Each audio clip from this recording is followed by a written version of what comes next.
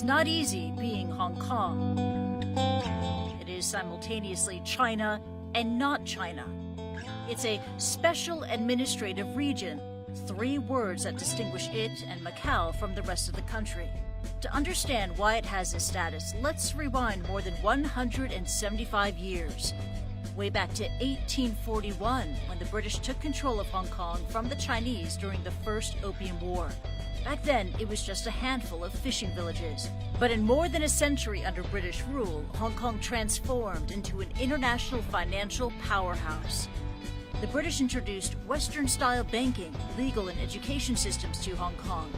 Hong Kongers also enjoy freedom of expression and freedom of the press, liberties that don't exist in mainland China. As China was embroiled in international conflicts and civil war, Hong Kong thrived. But in 1984, when Britain negotiated to give control of the territory back to China, people feared life would dramatically change. Under the one country, two systems principle, Beijing promised that Hong Kong would operate just as it had under British rule for 50 years. July 1st, 1997, the momentous return of Hong Kong from Britain to China. And at the handover ceremony, the people of Hong Kong were observers, watching as their new flag, which was chosen for them, was raised on a lower pole than that of the bigger flag of the People's Republic of China.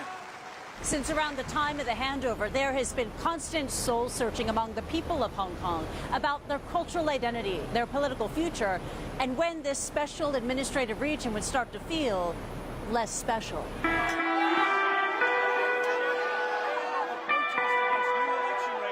Critics say it's already started, pointing out China's refusal to grant Hong Kong free and fair elections for its top leader without Beijing vetting the candidates.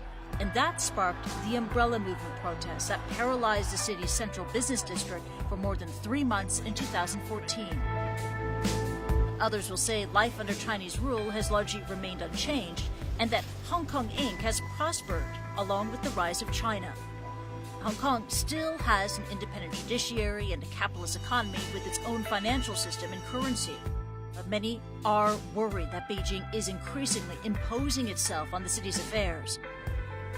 And then there's the question of what happens after China's promise of one country, two systems expires in 2047. Will Hong Kong be allowed to mostly run its own affairs or be ruled just like any other Chinese city?